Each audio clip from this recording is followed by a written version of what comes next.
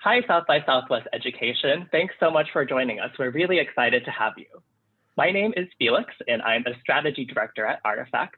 We are a responsible strategy and design firm, which means that whether we are creating a toolkit to help educators think about ways to implement competence-based learning, or a digital community for teachers to share teaching tricks and tips, or a learning education platform to help young adults and preteens build their digital literacy skills and learn about algorithmic bias. What really drives all of our work is that we always try to design with the communities of intended use and think really broadly about their context and environment. And today I'm so excited to be joined by two of our amazing partners, Elyse Eidman-Aadahl from National Writing Project, as well as Lukas Wenrick from Arizona State University, to talk about digital inclusion in digital education. To start out with, I'd love to have our panelists introduce themselves by sharing your name, your pronoun, as well as a little bit about your role in organization. And to really help kick things off, also share one moment of joy in relation to an education experience that you've encountered in the past year. So I can go ahead and get started. Once again, my name is Felix Chang. I'm a strategy director at Artifact, and I'm also a community involvement commissioner with the city of Seattle, advising the city on ways to advance equitable community engagement. And obviously, it's been really hard for everyone in quarantine and lockdown, but one moment of joy that I've witnessed in attending community meetings at senior centers, as well as reading online about, are the emergence of digital pen pal programs, where a lot of seniors are actually connecting with really young kids. And this has been great for, I think, the kids to develop their writing skills. And it's also been really nice for the seniors to be able to share their wisdom and feel social connection and really build that social connection with others in a time when that's hard. I'll go ahead and hand it over to Elyse. Hi, everyone. I'm Elyse Eidman-Aadahl, and I'm the executive director at the National Writing Project, a network of educators who help each other teach writing, K through university.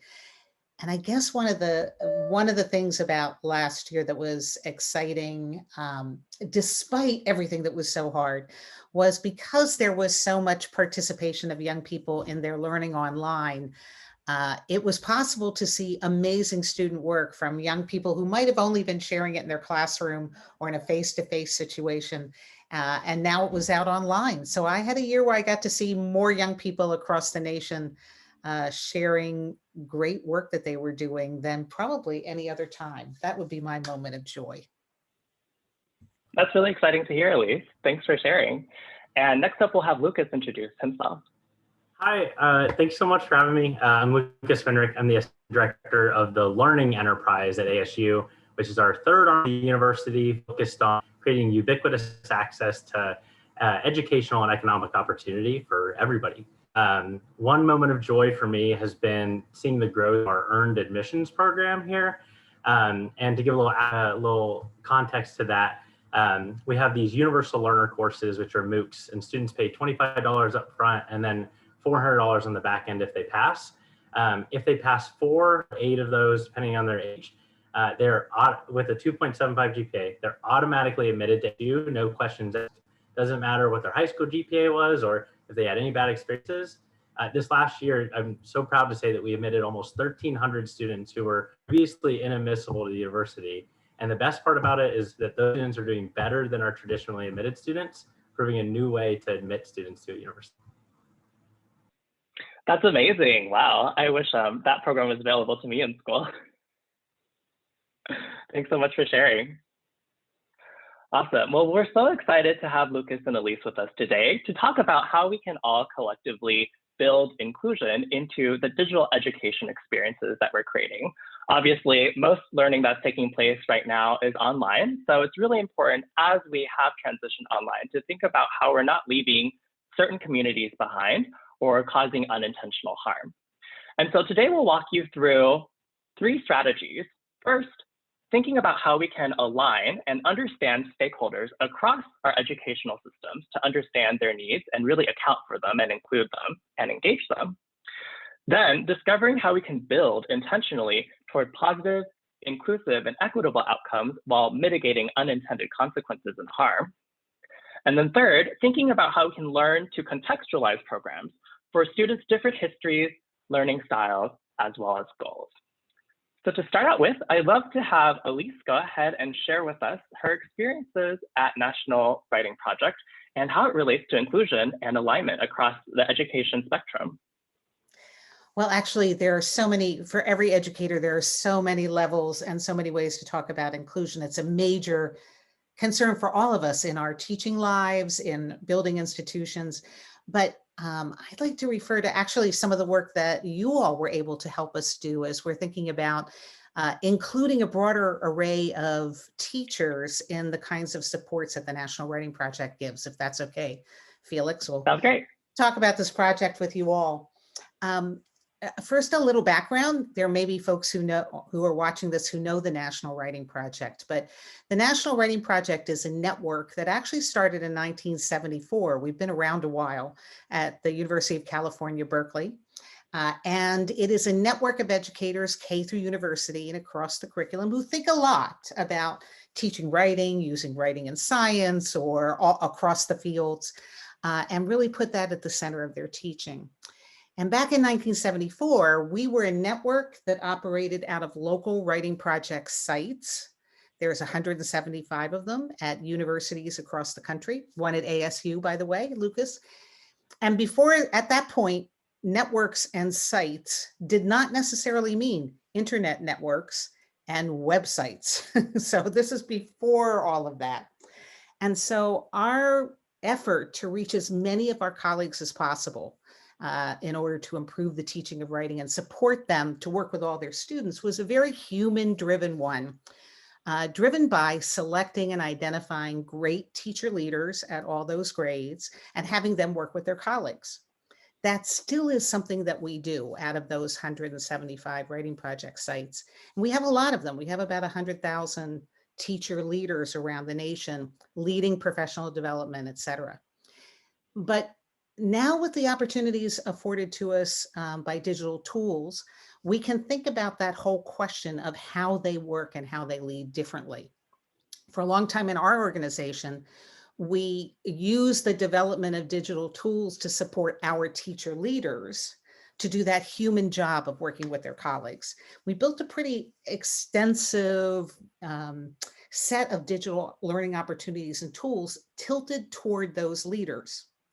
Well, now we're thinking about actually all the places where teachers are not able to access those opportunities. There isn't a writing project perhaps in their backyard, or there are other structures that keep them from participating in that very human opportunity. And how can we serve them? So part of our work, for example, with you all at Artifact was to begin to really understand that user base, who we understand a lot because they're teachers and we're a teacher organization, but strangely, maybe not enough because they are not our teacher leaders. And so in the idea of trying to build new communities for them, we had to overcome something that I think is really an important part of thinking about an inclusive environment. And that's how to push yourself when you know a lot about your population, but you don't nearly know enough.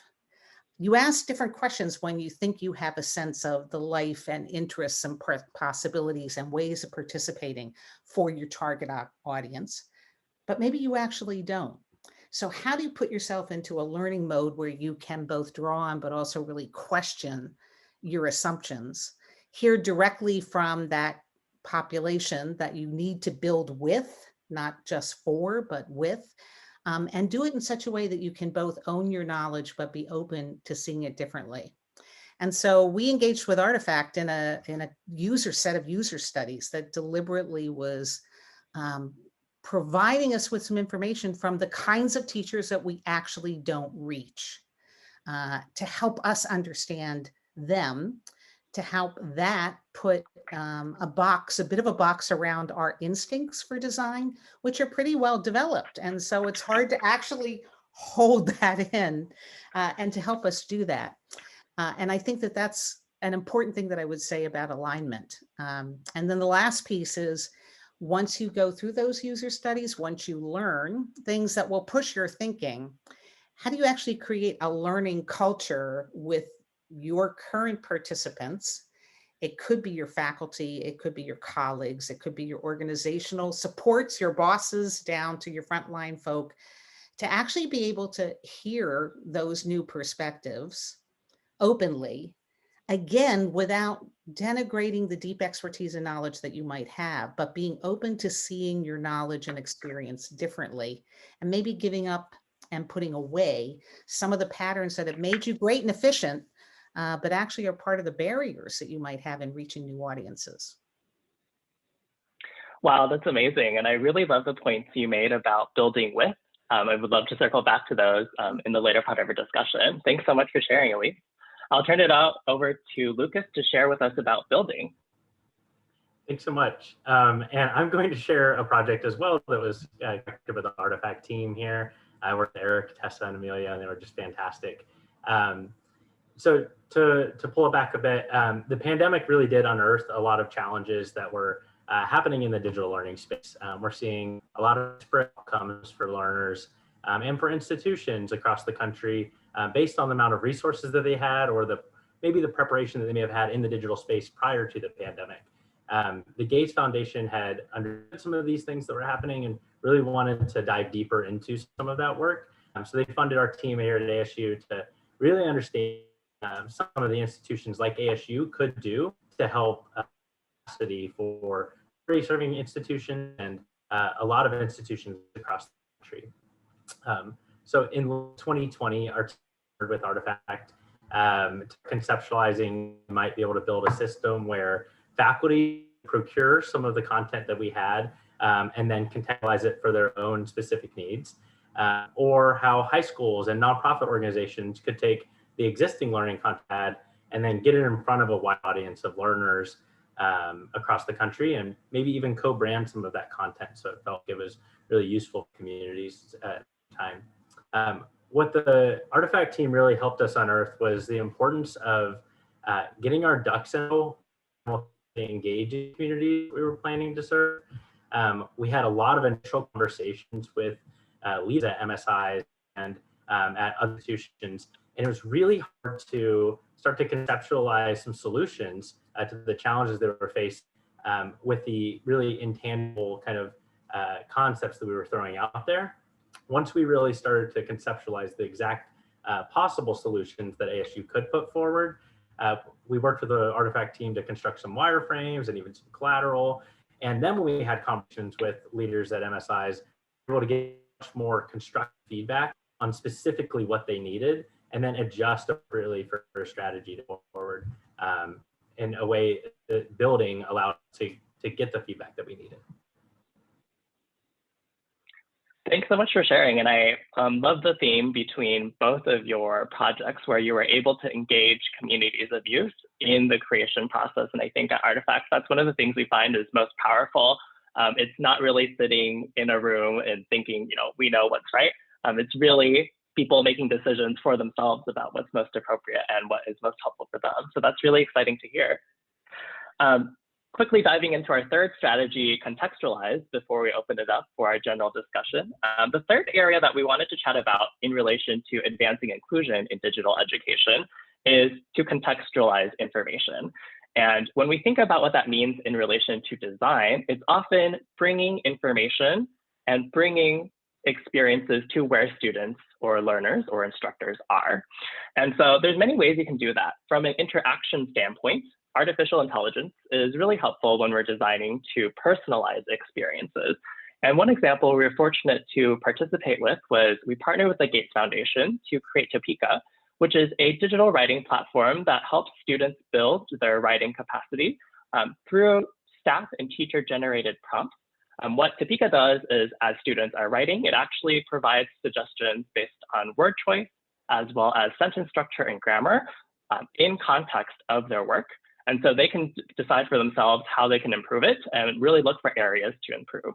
And what this does is really assist teachers in their work by freeing up teachers' time to really focus on higher level concepts of learning, such as how to think critically about domains, how to think about style as you write, and also provide more individualized attention to students who might need it. And so providing information in the context of an experience where someone is able to really learn from it in the moment is a really powerful way to build inclusion and make people feel like they belong and are supported by an experience.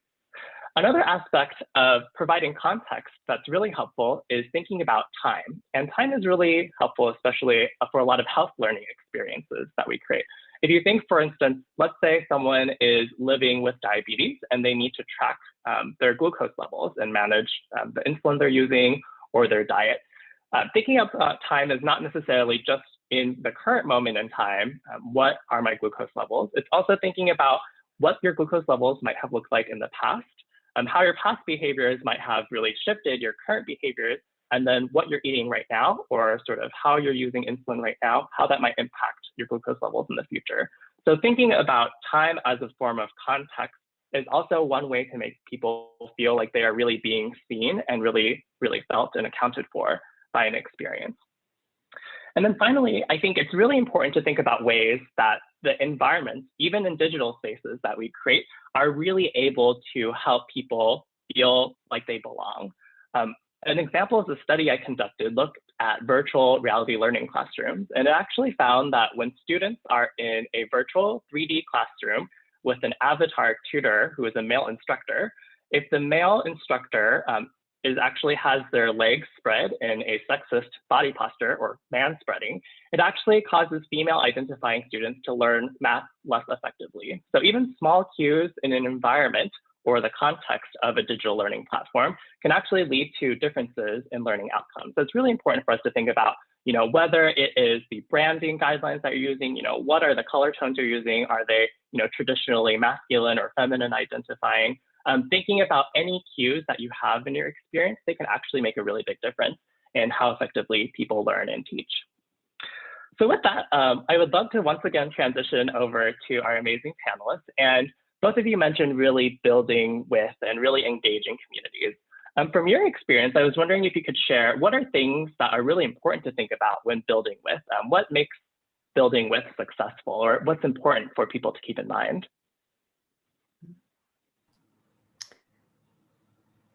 Elyse.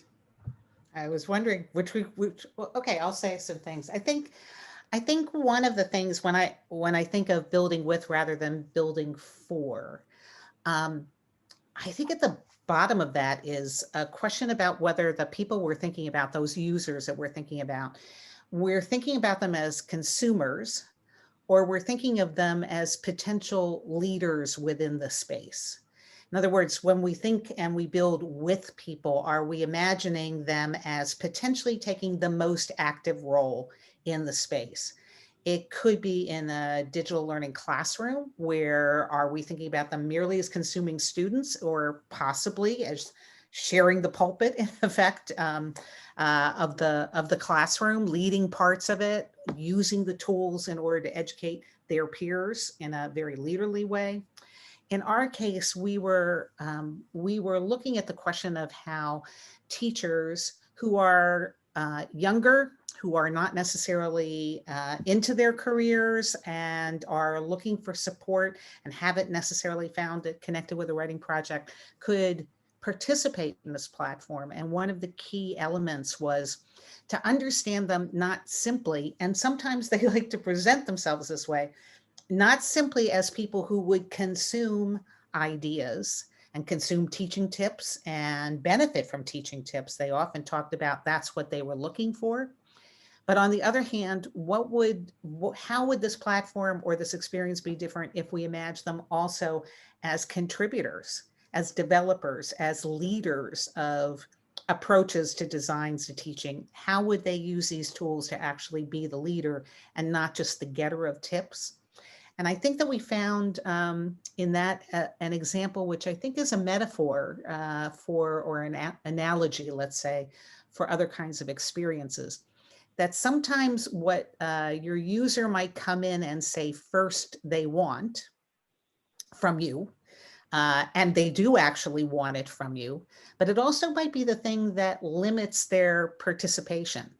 And so being able to go with your users on a deep dive into what it would mean to fully participate in something often gets a kind of second and third level response from people that can't be gotten in a focus group or a survey or a light touch when people simply respond to you in the structure that they have in mind, again, for themselves as a user or consumer, that those people get to go on a journey too, to provide a kind of feedback and design expertise that is not necessarily top of mind for them, but can really shape the way that they express their needs and interests and work with you, so that in fact it is indeed a with.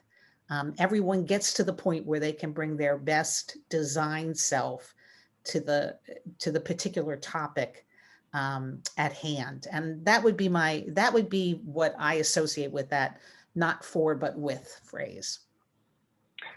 I love that, Elyse, and I feel like it's a very humble attitude. I feel like some product teams approach design as like, oh, we're building a product for users, and we can figure out what users' real problems are. But I really like your approach of, people are really creative, and if you work with them, they will point you to what works for them. I think that's fantastic. Thanks so much for sharing. Lukas, love to hear your thoughts on this as well. Yeah, I love that response, Elyse. And I think I'll frame it a little more in like the iterative design process, but I think it's a really obvious answer, but I have an example for it. I think it's pretty obvious, but just listen to the communities that you're serving here, and then be prepared to make the sometimes really harsh or difficult changes that are earthed by that conversation. And so an initial example of earned admissions, our first learner there, we had a Starbucks college achievement program, and if you work at Starbucks, you can get a free degree from ASU, but you still have to meet our admissions requirements. And we had some learners who were taking our universal learner courses and getting a lot of college credits, but still weren't able to take advantage of the full program and get a degree at ASU. They reached out to us, and there's one in particular who reached out and sent a really long email to the dean of our online college. And we listened, and we worked with that student to really understand what the challenges were. And it was clear they really they wanted to succeed and had the to do so. And so we made institutional changes and had to work with, across the university to really allow for an option like this to exist. Not listened and then been prepared to make those changes. The learner might not have had access to a university education like we were providing.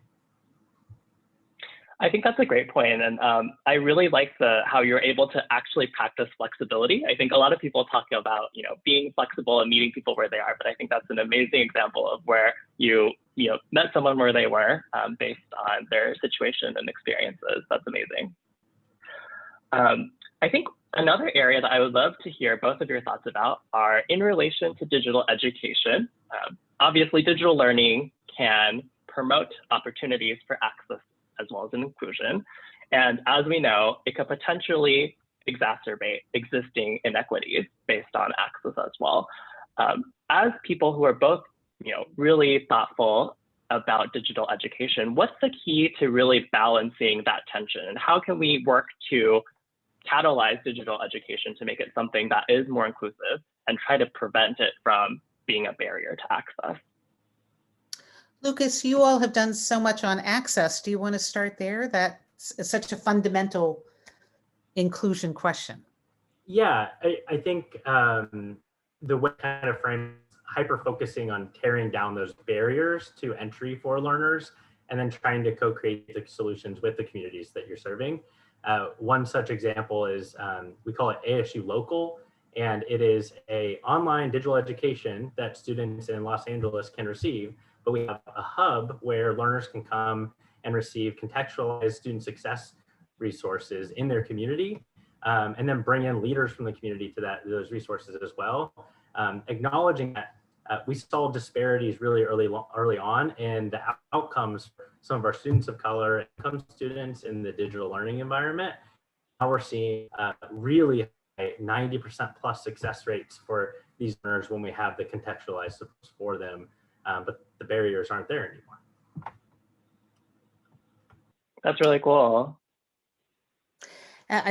Obviously, especially during the last year of all times in K-12 education, in addition, we've been able to see the significance of just simple digital divide style access, which has all the dimensions that we know about, devices, bandwidth, but then an environment in which you can do a kind of work which often happens in online education.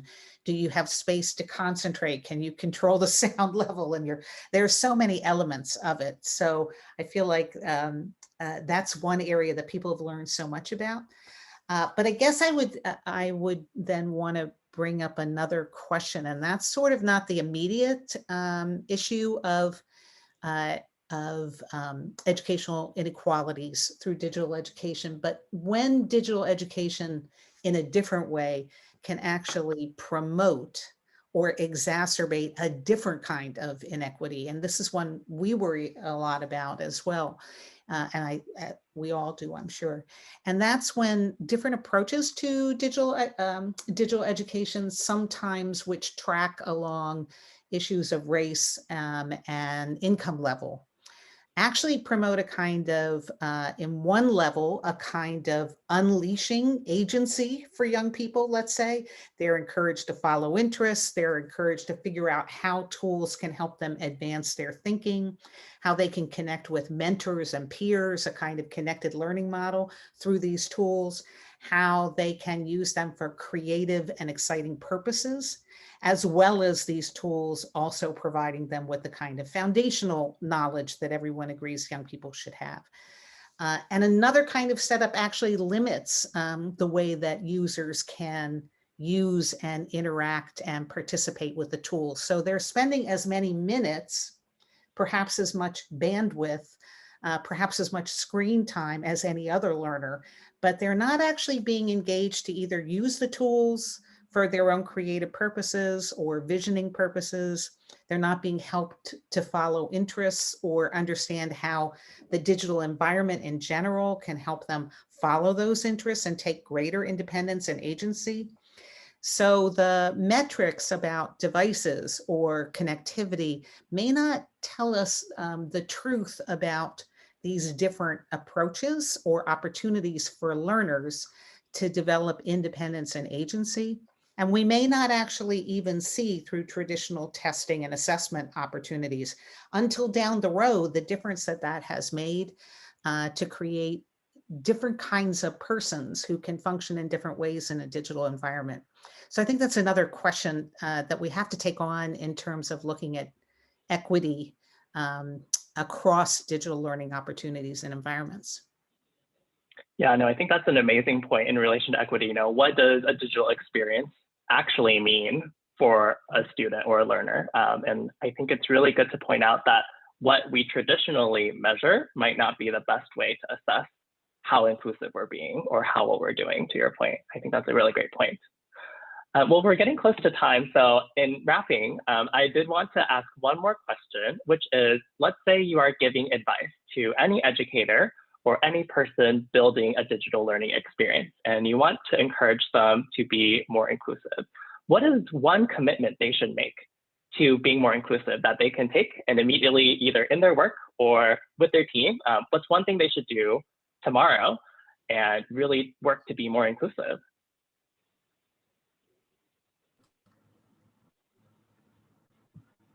Oh, go ahead, Elyse. I was just thinking, we've spoken a little before about the importance of listening, and I think most people would say that open listening for everybody in a space is central to moving toward more inclusive practices. And so one thing that occurred to me is to build on that and to encourage a norm, especially for people with expertise in any domain or area, to turn off the yes, but. I think one of the problems that we often have is that if we're in institutions or settings and we want to make them more inclusive, we actually almost know too much about them. So it's easy to say, oh, that's a good idea. Yes, but down the road, it would cause this person, this kind, and then the finance, and we can see all the challenges with almost anything that someone is suggesting or saying before it even sort of leaves their mouth. And it's very hard to turn that off in one's brain. So I would say one thing we can all do is enter these conversations with a commitment to turning off the yes, but. I love that. Yes, and not yes, but. Awesome. Thanks so much for sharing. Yeah, no, Lucas, what about you? As you were answering, I was writing down listen, and I'm right there with you on it's so critical that we just need to be engaging the people that we're supposed to be serving earlier in the process and throughout the entire experiences. And then, as I was saying earlier, I think it's so critical that we have to be prepared for those changes through that process. Often it's a really common exercise to go ahead and listen to communities and then go ahead and just do what you were going anyway without those changes. Trying to incorporate a lot of the feedback that you receive and adjusting the path that you may have already set on, I think is really, really difficult, but the most important work that we can be doing. That makes absolute sense. Well, thank you both so much for joining us. This has been amazing to learn from you both and also to partner with you on our engagement. We really would love to continue the conversation. So if you have any further questions or thoughts for our panelists, feel free to reach out. Their contact information is listed here. And I wanted to take this time once again so much for thanking Elyse and Lucas for joining us and sharing your amazing perspectives. Felix, thank you.